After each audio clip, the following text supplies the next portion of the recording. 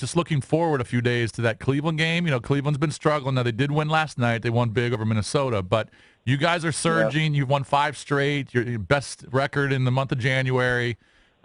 Cleveland's struggling a little bit. You're trying to make up some ground there. I mean, that's a big regular season game. We usually don't have big regular season games here in Washington with the Wiz. Well, I mean, like you said earlier, it's one game at a time. You got the Lakers and you got the Pelicans, but there's no question they're the defending champs. You can measure yourself up against them. They beat us. I think they beat us by 10 or 12 last time that we played them earlier in the season. So it is also a good where we are, where we feel that we've been much better, the last 6 or 7 weeks or so. So it's definitely going to be a good test for us. Talking to Coach Scott Brooks of the Wizards. They're 28-20, have won 15 straight at home, going for 16 straight tonight. I'm wondering if you're starting to notice a difference at the Verizon Center. Tell us, first of all, what it was like when you were coaching OKC and coming into D.C. to face the Wizards and the environment, and what it's starting to get like now that you're building this momentum with 15 straight wins at home. Well, it has definitely improved. I mean, when I was coaching OKC, we had arguably two of the top 5 or 6 players in the league at the time. So we drew crowds everywhere we went. So it was great crowds, and obviously Kevin Durant coming back home, there was a buzz there. But, to start the season, we weren't playing well. So I don't think our fans really came out but lately, now that we've played well at home, we've had some great games. And a lot of times when we didn't play well, our crowd really picked us up and gave us an extra push to finish up the game. But we're excited about what's happening. Our fans are excited about seeing us give everything we have and compete both ends of the floor. And I think when you do that, that's what fans want. They want a workmanlike mentality, and I think that's what they're getting now. Coach Brooks, do you believe in jinxes? Because Jason and I have picked the Wizards. We've basically borderline guaranteed a win tonight against the Lakers at home. That's a dangerous thing to do. Even though the Lakers are bad, they're 17-34, they're struggling.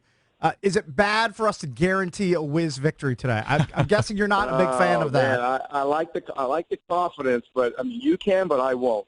Okay. I will guarantee we will get out there and compete. If we don't, I'd be very disappointed and shocked because we've really been playing hard and aggressive and both ends. And down the line, you go, Jason Smith, he comes in, you know what you're going to get. Markieff Morris is on a roll right now. Hopefully that continues.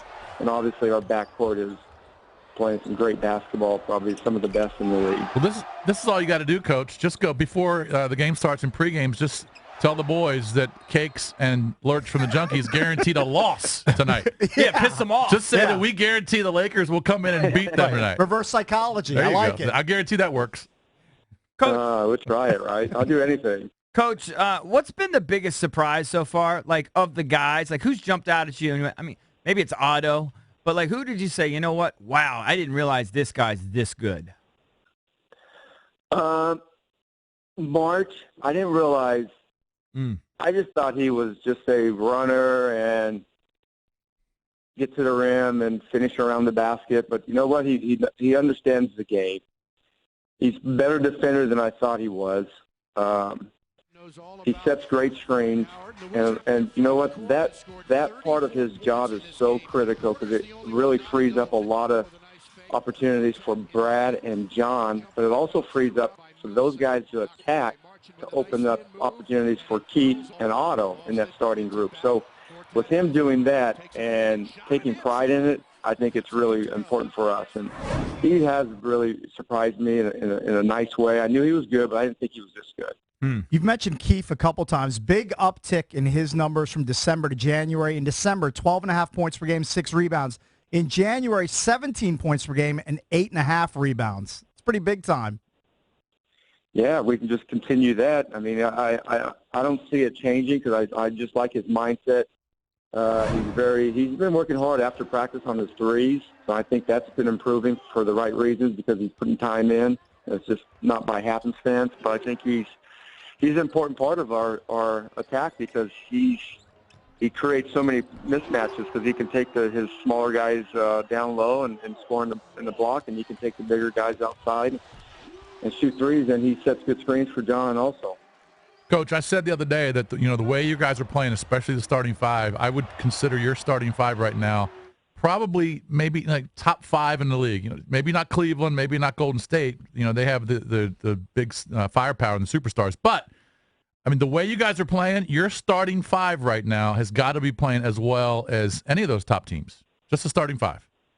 Yeah, we are definitely very confident going into every game. There was times early in the season I didn't really know how we were going to play and what we were going to do that particular game, but I was hoping that we would go out and play well. Now I'm not hoping. I know that we're going to be able to compete with any team we play.